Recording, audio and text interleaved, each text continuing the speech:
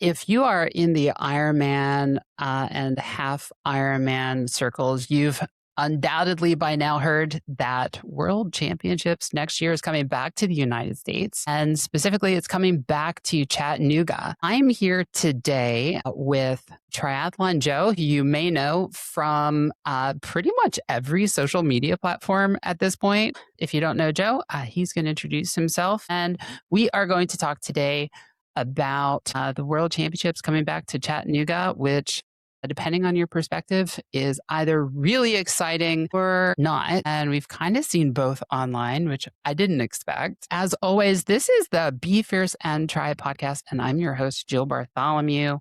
So, Joe, do you want to tell us about yourself? Sure, Jill. Thanks for having me on the podcast today. I really appreciate it. Um, I guess my background, just to give everybody a little bit of update about me, is I did my first triathlon in 2000. Did a few races here and there in my 20s, and then I said I'm gonna go tackle corporate America. And then I got fat, and then in 2013 I said need to start doing something. So I said I used to do triathlons, and so I came back and did my first triathlon in 2014, and because I thought I actually did something in that race. And so it got me hooked because I was like, oh man, I got on the podium. I never got on the podium when I used to race a long time ago. I was like, oh, I got on the podium. There was only like 50 people there. Okay. And there was like two people in my age group. I didn't know that, but hey, it hooked me. And so 12 years later, here I am. And I've done 7 fulls. I've done Kona. I've raced 20 to 25 70.3s, won my age group 5 times in Chattanooga and then Augusta, and been on Hmm. the podium many, many times since. And it's a lifestyle, and I love it. And I tell you what, at 50 years old, there's no better way to upgrade your life than being a triathlete, because when you get to this age, health is very important. And so I live with that mantra. And I get up and train hard. I live life to the fullest every single day. Very similar backgrounds. I Yeah. was in sports, then corporate America for 25 years, got fat, got divorced, got skinny, and then the different path, got into running, broke up my leg, triathlon. Let's do this thing, and here we are. Jobs quit, businesses started, and podcasting. Who would have thunk? Yeah. So we saw each other last year in a couple of places. Chattanooga. I think I've done that 3 times now, and it's still one of my favorite races. But you do that every year, right? Every single year. It would have been my 10th time this year, but I broke my crank 3 miles in. Now I And have to so, ask. When I saw the broken crank, and I broke a chain on the same course 2 years ago, so I know what it's like on the side of the road. Was that one of the recalled Shimano's?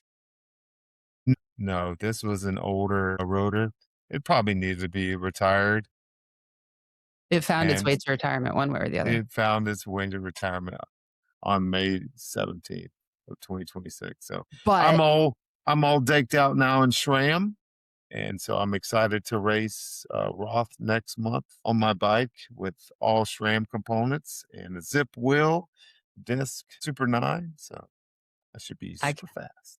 I'm feeling like some FOMO with that race. I know so many people going this year. I didn't even apply. I meant to, and I missed the deadline. And now I'm like, not that I would have gotten in, but it's like so many people going. I'll be over here watching some jealousy. Okay, so let's talk about a world championship. So you were at Marbella last year, which was a fantastic course, I felt, but logistically was challenging. And they made this, Nice is this year. You're going to be at Nice, I assume?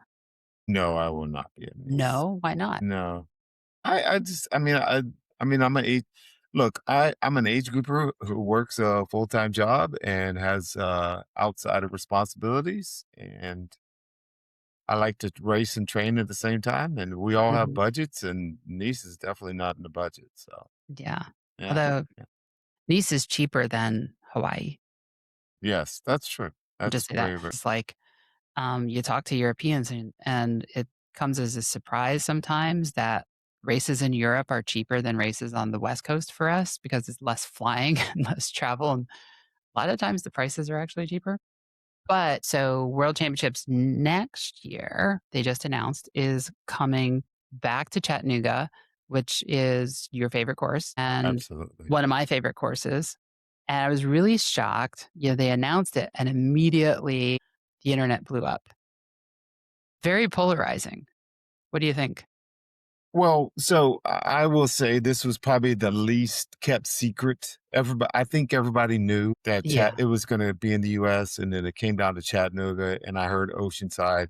I'd heard at Marbella from one of the guys that work at QR that Chattanooga had put its name in for 2027 to host Mhm.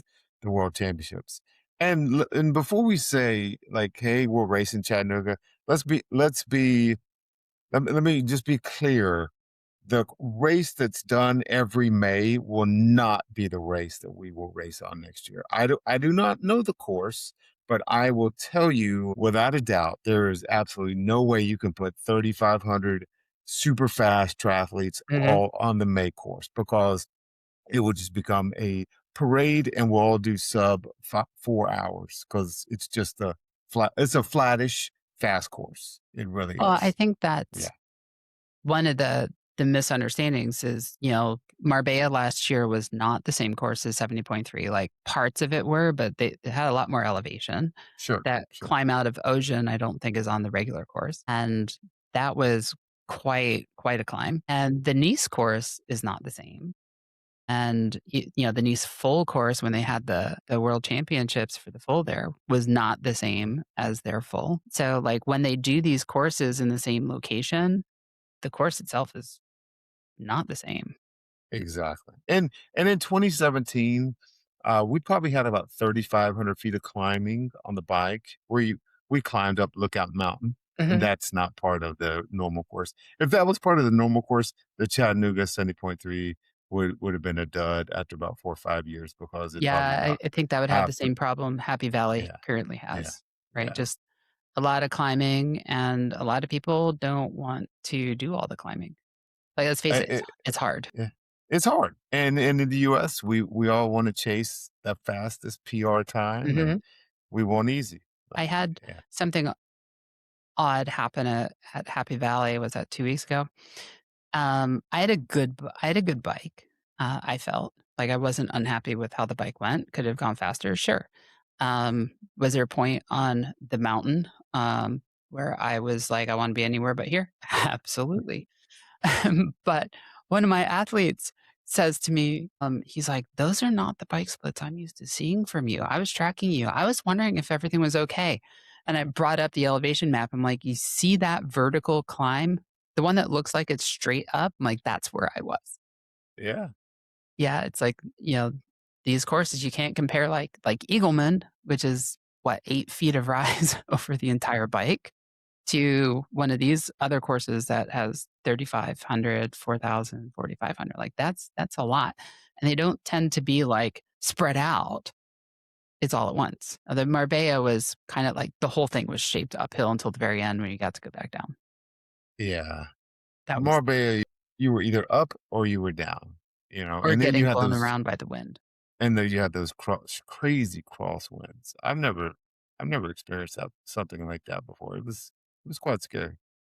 Yeah, I was coming down a hill, probably in the high 40s, low 50s. And when you cross those mountain bridges, you came out and lost the shelter, and there's a bridge between 2 peaks.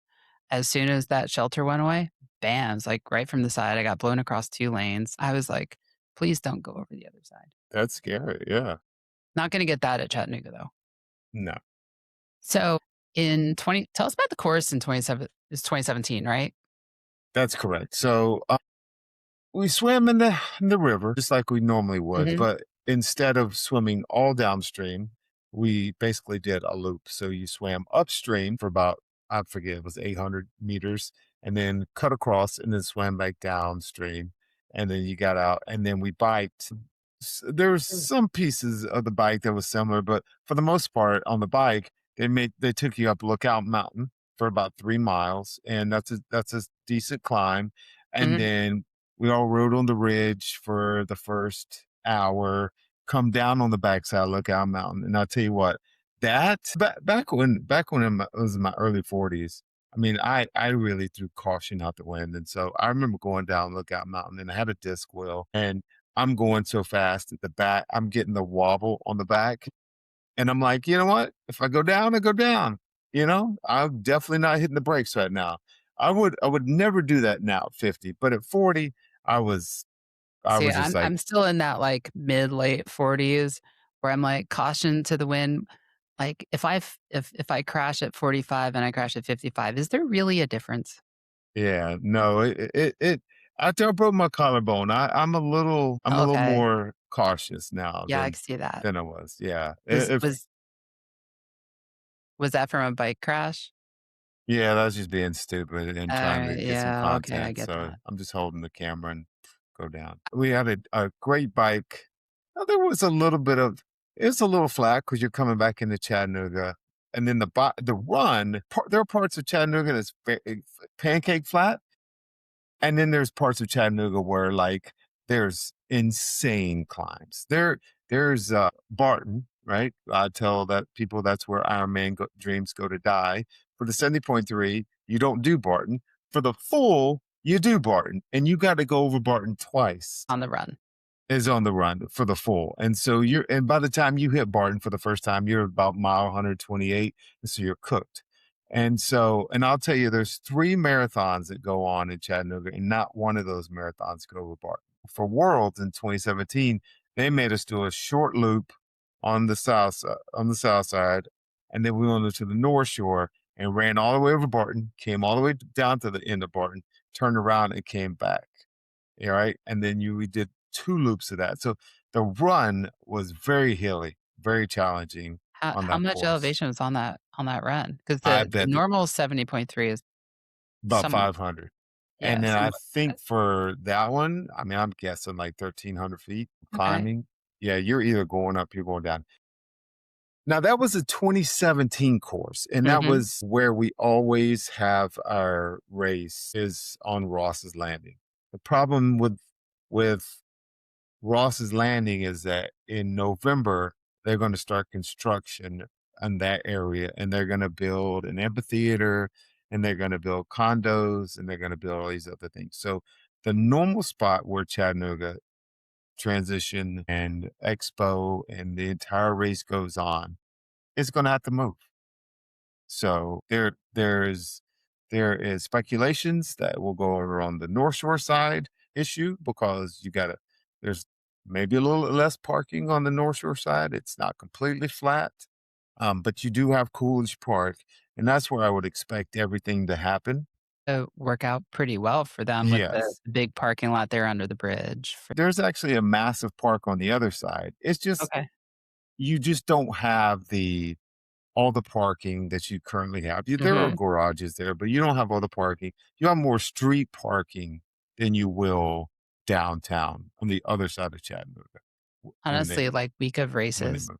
Yeah, in places I've never been before, the parking situation on race day is the thing that stresses me out the most. yeah, yeah. It's like, Well, unless and you're staying at a hotel that you can, like, walk there. yeah, and that's what I love about Chattanooga. It's very walkable. There's so next to the aquarium that you come out of your hotel and you're right there at transition. So it's amazing. The North Shore side doesn't have all that. Yeah, So everyone's gonna have to pretty much drive there or ride your bicycle there or something else to get to that spot for and Coolidge to be Park. clear for our listeners, like, it's completely speculation, but it's Yes, based off absolutely. of, like, rumors and educated guesses. Yes. Okay. So that uphill swim or upriver swim, I've tried swimming upriver in that river. It doesn't go so well. No, and that's why so Chattanooga has a long history of the swim is canceled, and that's where some people Mhm. may know me from is Yeah, we've seen the shirts, the yeah, videos, the yes, the swim memes. is canceled. And part and and that river can be so fickle because it's obviously dammed, but through the river. And so when there's a flood of water coming through the river, it can be extremely difficult to swim upstream. I've swam upstream. I've tried to swim upstream. I've watched other people swim upstream. There's certain parts where you can swim upstream, and there's Hmm. certain parts where it's almost like a treadmill. It just kind of depends on the river flow. I will tell Yeah, you, if we had to swim upstream in May, it would have been just like swimming downstream. There was absolutely no this year. current. Yeah, this year. Yeah. Yeah, although it does seem like they kind of slow it down for race day. Yeah, a little bit. The Ironman has no control over what TVA dam does. That my husband has a video of me and like 5 others on the other side where the big park is Mhm. trying to swim. We were trying to swim 500 yards upriver from one dock to the next dock. There is a video for us swimming not too far offshore, basically swimming in place. Mhm. And Yeah. I think 5 of the 7 of us ended up turning around and getting back out. My watch measured me having swum somewhere around 2 miles, but in fact, I actually only made it about like a negative 100 yards. Yeah. I've been in that exact same spot Yeah, and I've yeah. yelled at people. I'm like, "You're not moving."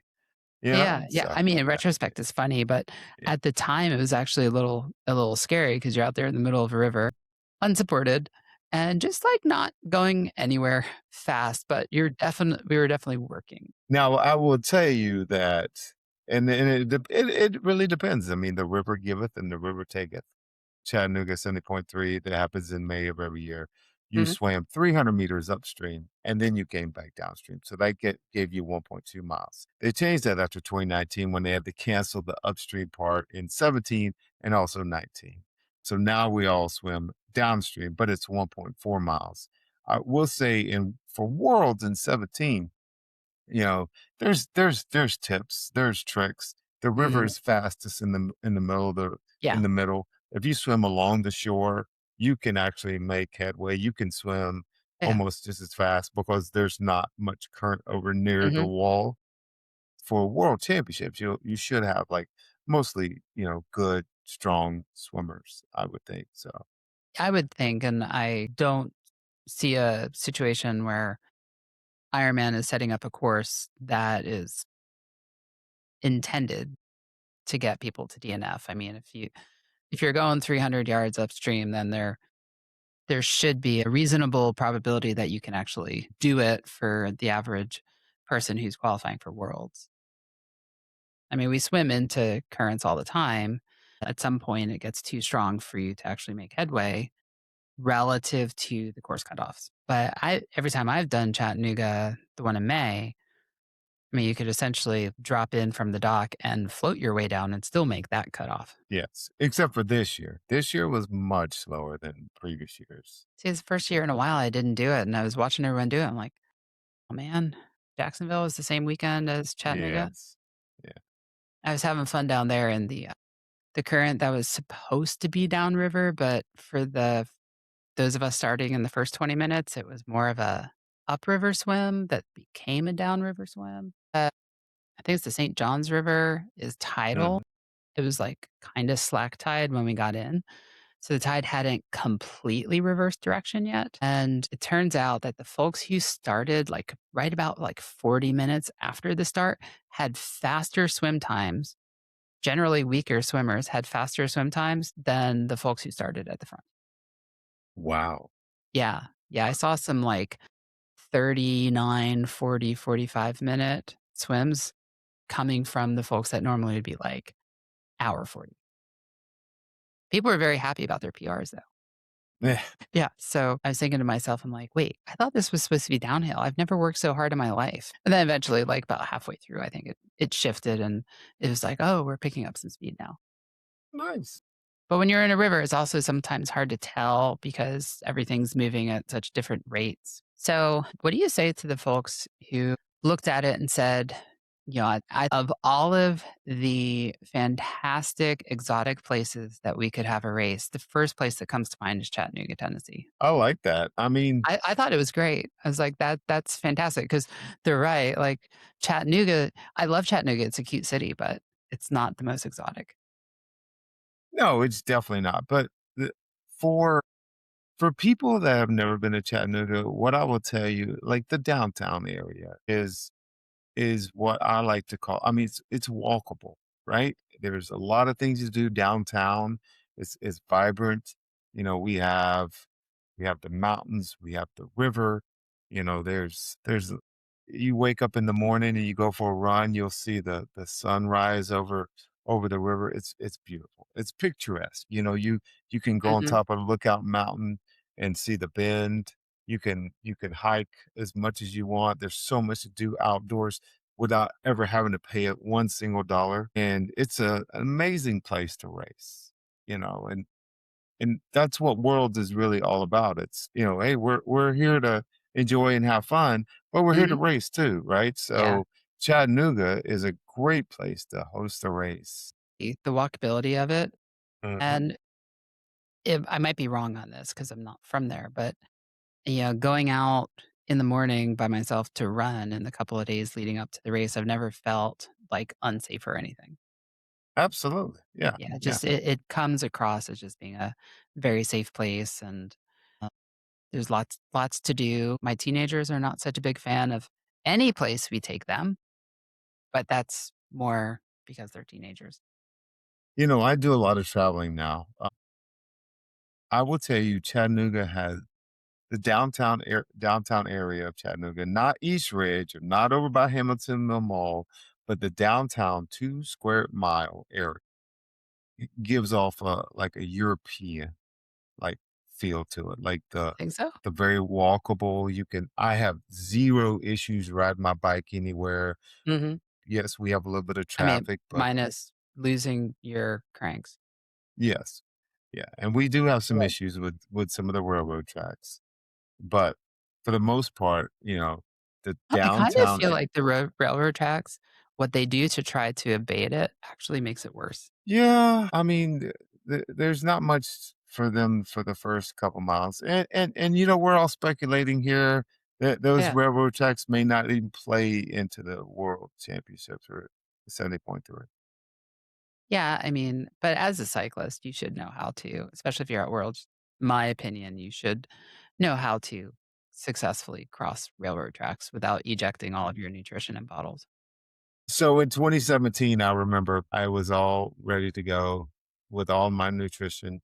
Hit the first railroad track, first bottle ejected. Hit the Mhm. second railroad track, second bottle ejected, and I said, I guess I'm going to live off the course for the rest of this race, and it worked. It will eject your bottles very quickly. Knowing that, you need to prepare for that. Sure. My first race there, I ejected my BTA bottle. Of all the bottles on my bike, it was the BTA one that said goodbye, and I momentarily thought about stopping and retrieving it, but, I mean, it was the same stuff they have on course, so made it to the next aid station. It was Gatorade at the time, and grabbed the bottle of Gatorade, and on we went. Yeah. That's one great thing I feel about these races. They're so supported that at most you have, like, what, 13 to 15 miles before the next aid station shows up, which is not, I mean, it's a long time, it's not forever. Hey, but yeah, I mean, hey, but at the same time, we pay a lot of money to do these races. So yeah, More and more every year. exactly. What would you say to folks who are kinda hesitant to come over, versus, like, some of the European races? I think that it's like, hey, it's in the East Coast, it's in the South. I think some people were surprised, which I don't really, like you said, I don't really understand why it was surprising because I feel like it's the worst kept secret. Yeah, absolutely. And look, we can't keep politics out of it. I mean, there's a lot of issues going on right now. But I will tell you this. You fly into Atlanta, you rent a car, you drive 100 miles up, you'll be in Mhm. Chattanooga, you'll be downtown Chattanooga, and you will have absolutely the best time ever. It's very easy to get to. There'll be a ton of like type A triathletes ready to rock and roll and race and give it everything they got. I hope And there's a ton of type A. Otherwise, how did you get there? well, unfortunately, or fortunately for me, I'm not type A, and Oh, I can still baloney. race. Yes, but triathlon is known for a bunch of type A triathletes, and Yes. that's who we race against. Yeah, So both men and women. yeah, It's yeah, all absolutely. it's Yeah. mostly okay, it's mostly type A's. Yeah, we live outside Philly, so we drive down. It's like a 10 or 12-hour drive. And you can also fly into Nashville. Mhm. That's another great spot to fly into. You can come up to the Grand Ole Opry. If you're going through Nashville, you should just stop for the night and Yeah, enjoy Nashville. yeah. It used to be when I was still in corporate world, is one of my favorite places. Nashville and Vegas seem to be the 2 places that conventions gravitate. It's like, "Please not Vegas. Please not Vegas." I mean, Chattanooga has come Mhm. so far from when 1969, when Walter Cronkite went on TV and said, "Chattanooga is the dirtiest city in the country." That's where we Oh, were it's in definitely not 1969. anymore. Not anymore. Although, if you ask the locals, they're always like, "You swim in that river?" And I'm like, "Yeah, Okay, I get that. people do it all people do it all the time." Yeah. Yeah, Yeah, we and get I that mean, here. yeah. I think that Pe might be, like, in everywhere. We get that yeah. here with the Schuylkill River, which used to be quite polluted, and now we do open water swims in it, and the water quality is actually pretty good. I mean, there is actually a sewage plant next to the river, but it's not bad. Hopefully, we're not swimming through that sewage. No. It's not like the Seine at the Olympics last year. Yes. No floaters. Yeah. No, no. Chattanooga is a pretty clean city as far as outdoors. It's a hidden gem. Now, I'm gonna tell you something that you have not brought up yet, is that it's gonna be in August. It's And gonna be hot. I will tell you that as someone who's ran in July and August and ridden a bike up in the area in July and August, and when I run downtown, I'm literally like running one side of the road Mhm. because there's shade on this side, and then I'm running a different road back because there's shade on that side. It will be hot. It will be muggy. The humidity will be astronomical, and it will be hot. It will be extremely hot. So, we're recording this during FIFA, and I don't know about you, but I'm getting a lot of entertainment out of all the Europeans who especially, who are posting about how hot it is in North America relative to what they're used to in, say, the UK or Germany, and it is, like, it's a different type of heat. Yeah, And it doesn't matter where on the East Coast you are or even in the country. We have humidity, we have dry heat, we have hot heat, we have hotter heat and hotter heat. yeah. In Chattanooga, this race will be hot. It It will be. And I will tell you, for the people, for like Ironman does the same thing every time. It's like 40 to 44-year-olds will go right after the pros. And if you're mhm. 40 to 44, you're going to finish around between 11 and 12, maybe 12:30 at the latest. You are going to be hitting 85 degrees.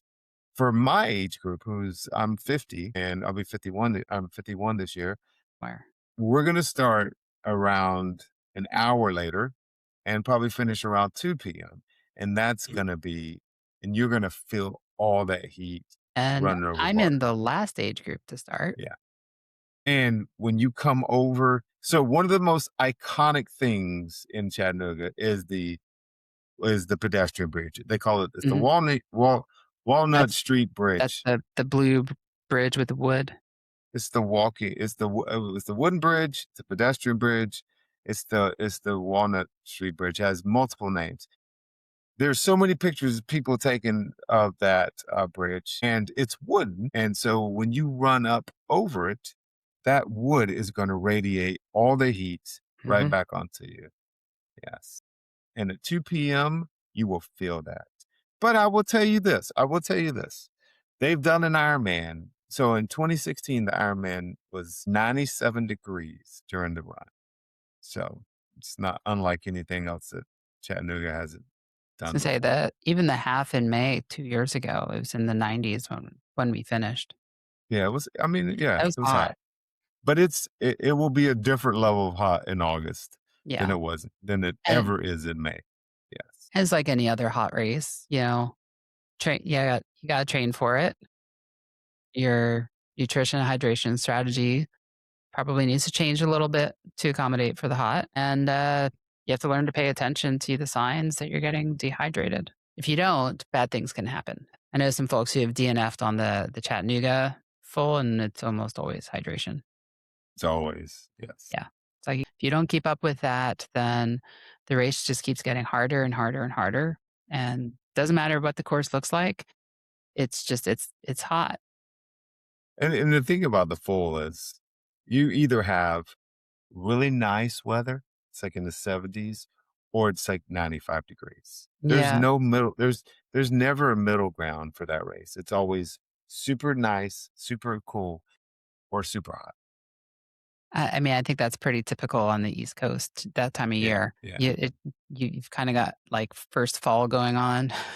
Uh, It's like, are we having first fall or are we having, last summer? Because, yeah. day to day, the weather can change pretty quickly. It's like, I think it's currently like in the high 80s here today, but we had tornadoes 2 days ago. It was September 9th and 10th Hmm. in 2017. We had some kind of weird cold spell. I remember watching this was the first time it was a women's race and men's race. And I remember there's pictures of me wearing my hoodie Saturday morning on Yeah. September 9th, which is unheard of. Unheard of. Yeah. Yeah. So it was actually nice and cool. And so when I raced, I was done by noon and I'm like, oh, this race was perfect.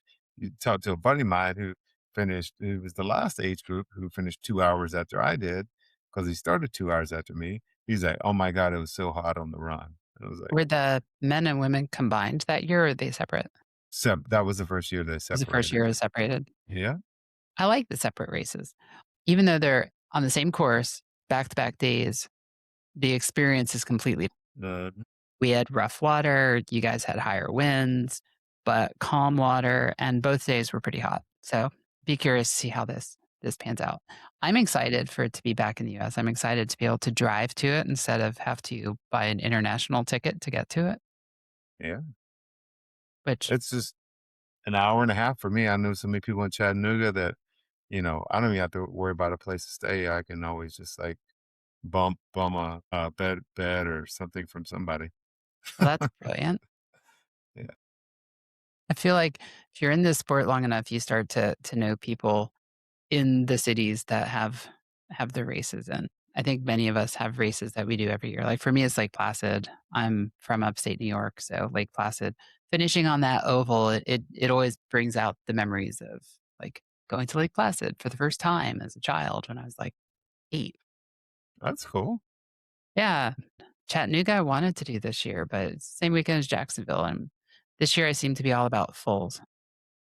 A bunch of fulls on the calendar. The only half I had was, Happy Valley because I was like, I'd like to go to Nice. Let's see if we can do it."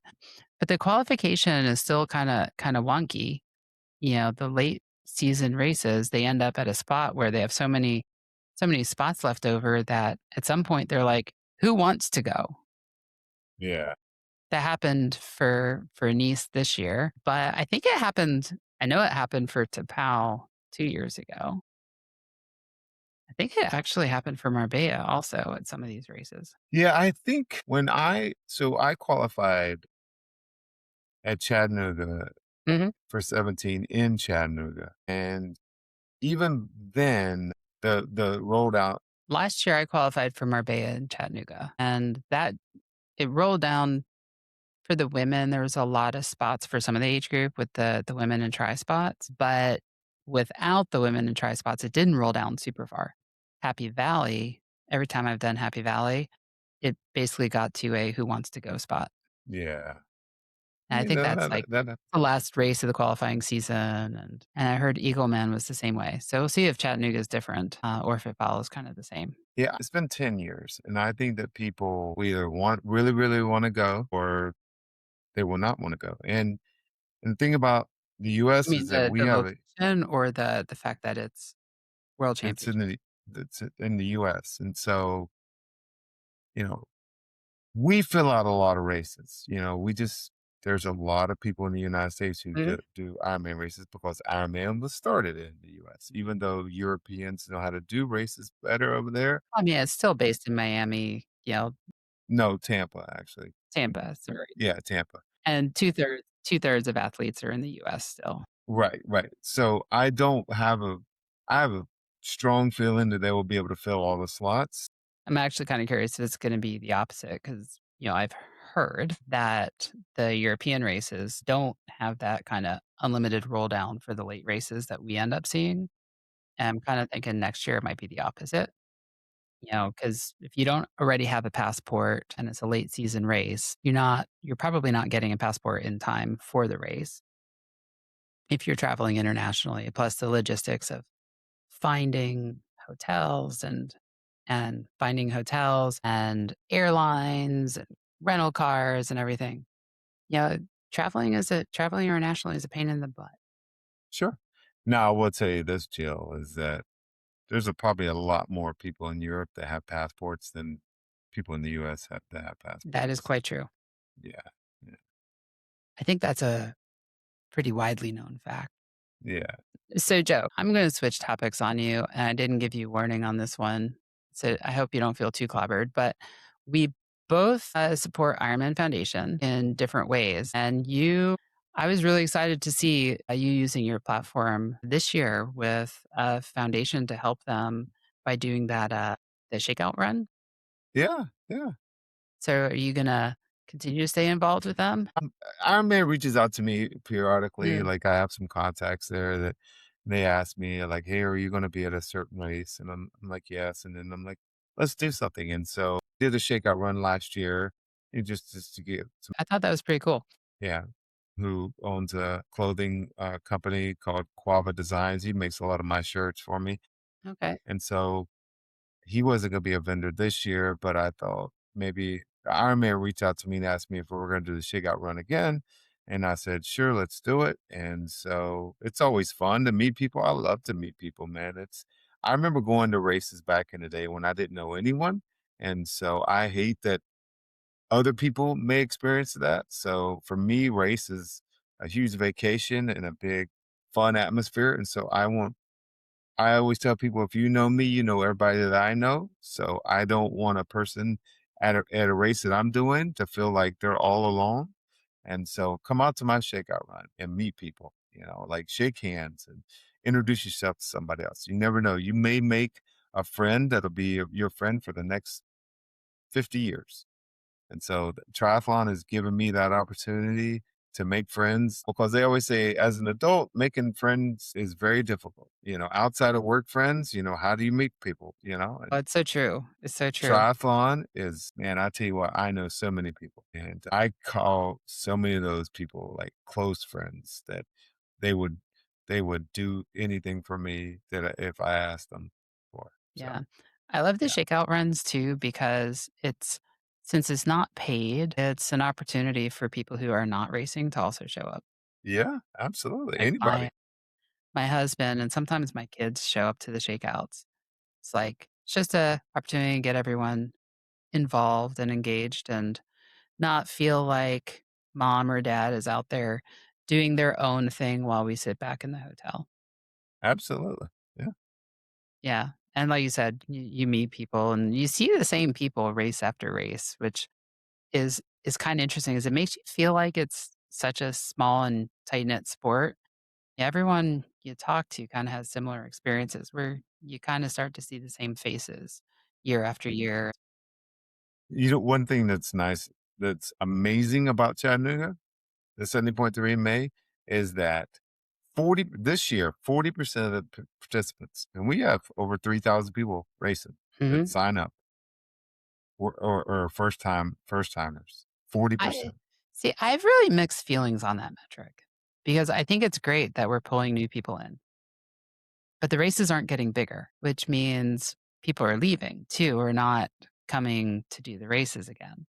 So I'm Sure, like, sure. I mean, there's only so many people you can put on that course, though. well, right, right. Yeah, And it's like, and I saw some metrics, I think it was in Triathlon Mag, and USAT kinda said something similar. It's just like, "Alright, are we shrinking? Are we growing? Nobody really knows, but retention seems to be a problem." So, it's like, how do we fix retention and still bring in those other well, new. retention has always been an issue ever Yeah. since I've been in this sport. It's burnout. There's You train Fun. really, really hard by yourself, and eventually you get tired of doing that. The brain loves easy, right? Yeah, that's the challenge versus like running. Is running, you throw on sneakers, go out the door and, you know, run however much. With triathlon, especially these long distance events, it's such a commitment with training, and you're not training for one sport, you're training for 3 or 5, depending on how you look at it. So, yeah, I think that's one of the things we're trying to with this new shop we're opening. It's one of the things we're hoping locally to help affect is keeping more people in the sport longer. And I think Thursday last week, we're a QR dealer, so that's exciting. It's We awesome. Yeah, we just placed our order for first bunch of frames, and that credit card bill came already, and it's like, when you buy one for yourself, you don't wanna see that bill, but when you buy one to stock a show floor for a store that's not yet open, it's like, "Ow," that pinches a little bit. Yeah, Yeah. So anyone who's in the Northeast, come check us out when we're open at the end of next month. Yeah. I have to put that out there. absolutely. I would put that out Yeah. there at the beginning. I'd throw a QR sticker up there in the corner. Or, Yeah, yeah. yeah, yeah. No, we spent a lot of time with the QR guys going through, like, their whole stack. It's an American company based in the Southeast, so it's nice. So if you need a QR, come contact us at befiercemultisport.com. So anything else that you wanna talk about before we wrap up? But you guys will see me at the race next year. I will be at Chattanooga. Got to And what is qualify your somewhere. so you're racing at Challenge Roth next month? Challenge Rock. Challenge Rock on July 5th. Do you And have anything else then after that? I'm going to do Augusta And that's in and September? September. And then I'm going to do Ironman Florida at the end of the year. Hopefully that'll be my last full ever. So, Ever? yeah. Well, I will see you at Ironman Florida. All right. Let's go. Yeah, I somehow inadvertently have signed myself up for every Florida race this year. Hmm. I have done Haines City, I think 5 times. Yeah. I So did it I'm on twice. the fence, but I really wanna do a relay. Maybe Haines City is like a good relay opportunity. There we go. Yeah. Yeah, grab a couple of my friends and I'll run, I'll bike, I'll swim, like, who wants to do what? So, I guess if you're listening and you wanna do a relay, let me know. I think a full would be more fun to do a relay on than a half. It's just get out there and do 112 miles on the bike and then wave to someone else like, "It's your turn. Go run the marathon." All right. Well, thank you, Joe, for agreeing to come on and talk about, Ironman, a world championship 70.3 in Chattanooga next year and some of the controversy around it. And that's, as they say, a wrap for today's episode of the Be Fierce and Try podcast. I'm Jill Bartholomew. I hope that what you heard today was interesting, inspiring, and that this episode helped you to think smarter, train differently, and show up with more intention. Make sure that you are subscribed so you don't miss what's next. And if you are looking for support on your journey to your next start or finish line, I would love to work with you. Here at Be Fierce Multisport, we work with athletes of all abilities, and you can learn more about coaching, training plans, bike fittings, and everything else that we are building at Be Fierce Multisport at the site, befiercemultisport.com. Until next time, train with purpose, execute with intention. And as always, be fierce and be you.